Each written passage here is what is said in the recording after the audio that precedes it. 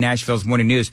Right now, though, James Carafano is joining us from the Heritage Foundation, foreign policy expert and analyst, and our guest. James, always great to have you on. I wanted to have you on the second I heard that there's a story out there about how Iran was plotting to assassinate former President Donald Trump. It hit the headlines yesterday, and I really wasn't surprised by that. I kind of thought that was an ongoing thing with Iran and American presidents. But talk about your feelings on that.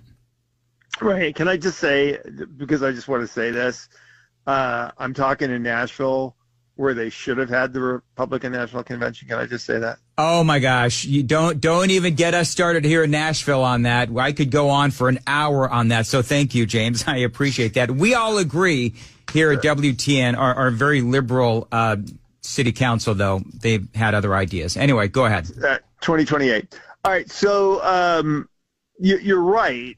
The Iranians have long had a covert policy of consciously trying to assassinate American political opponents in the United States. People may forget that they actually planned on killing the Saudi ambassador by actually blowing up a restaurant that I go to all the time. And they often try to do this through surrogates. They do it on the cheap. They don't have, Carlos the Jackal or something. They literally they've tried to hire cartels. They've tried to hire gangs, losers, anybody that would do this for them. So that's not news. So you're right. So my first and most, to me, the most startling thing was the White House kind of rolls this out in the wake of the assassination attempt of the president, and they throw on this, and that's why we actually increase security on Donald Trump's detail.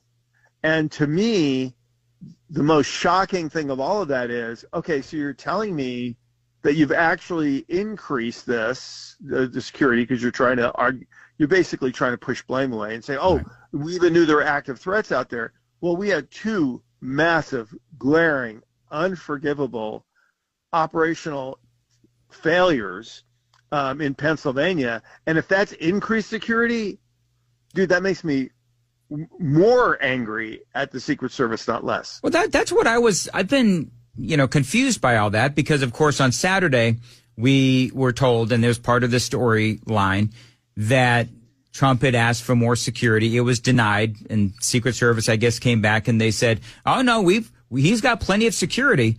Well, then you really shanked it. And so part of what I thought was going on was the headline is U.S. Secret Service in recent weeks had increased Donald Trump's security detail.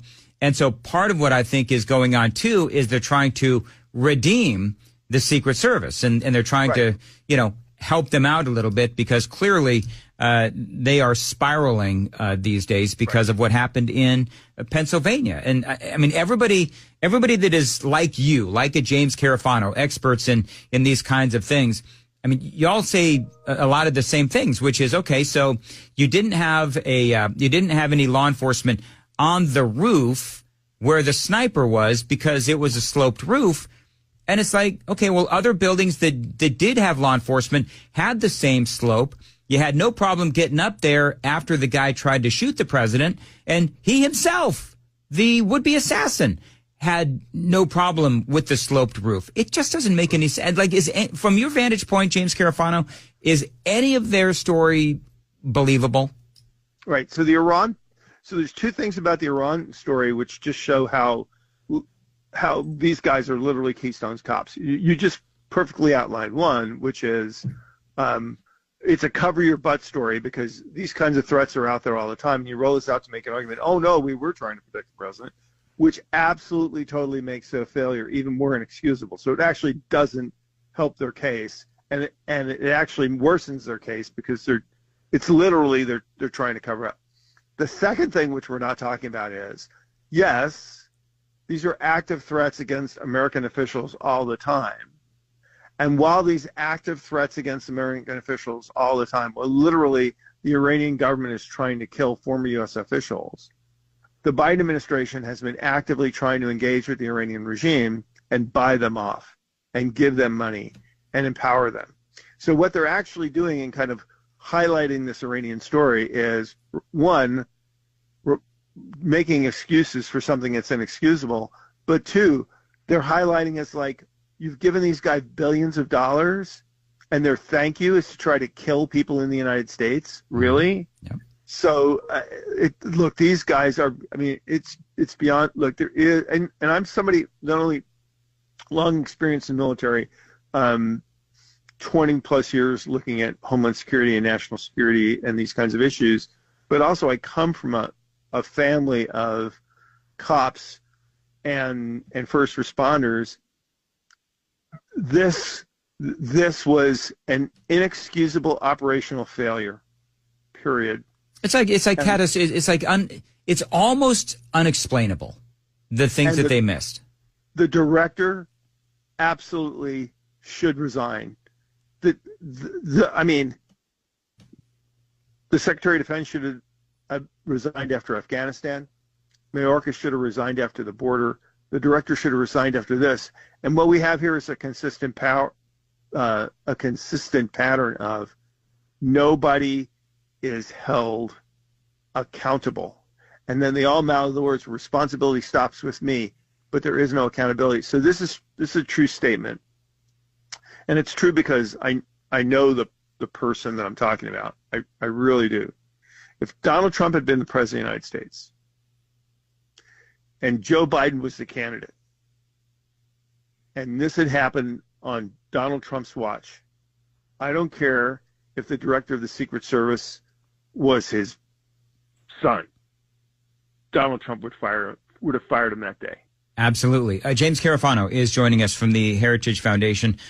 Today is the focus is Trump's foreign policy. I mean, all you have to do is look at the terrible foreign policy of Joe Biden, and you just rattled off a few things in the last segment. But you look at Donald Trump's foreign policy versus Joe Biden's. I mean, there is no debate as to who was more effective.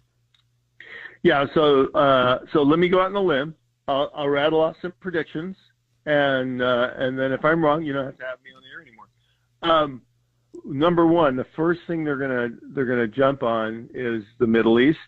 It's a complete dumpster fire, and they're just going to do a 180. They're going to be a friend to Israel, and they're going to hammer the Iranians in the ground like nobody's business.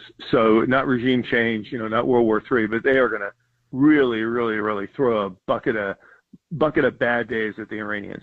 That's number one. The border and immigration is not just the border immigration. It's a lot of problems in Latin America, including countries that are out of control like Venezuela. The administration is just going to literally drop on that issue like a ton of bricks.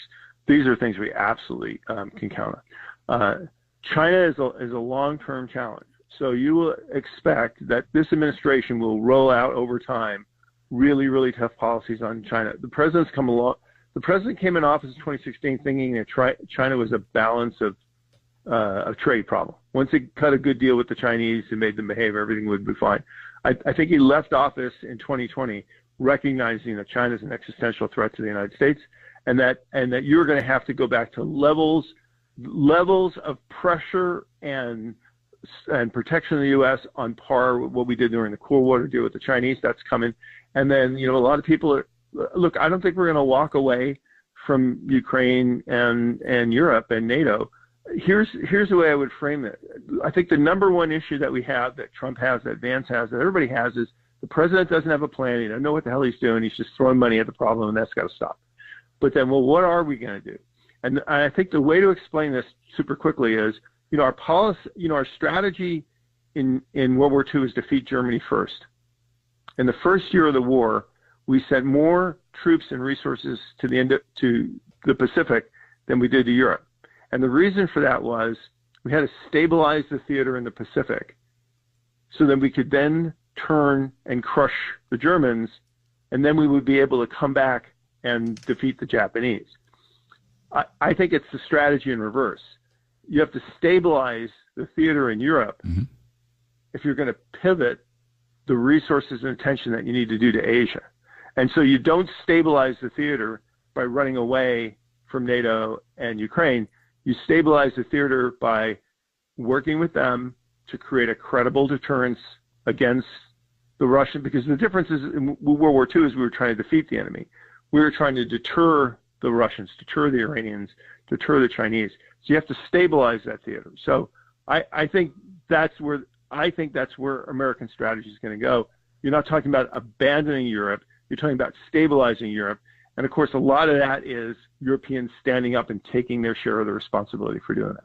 All right, James Carafano, always great to have you on, and we'll look forward to next time. Great analysis. It's 7:19.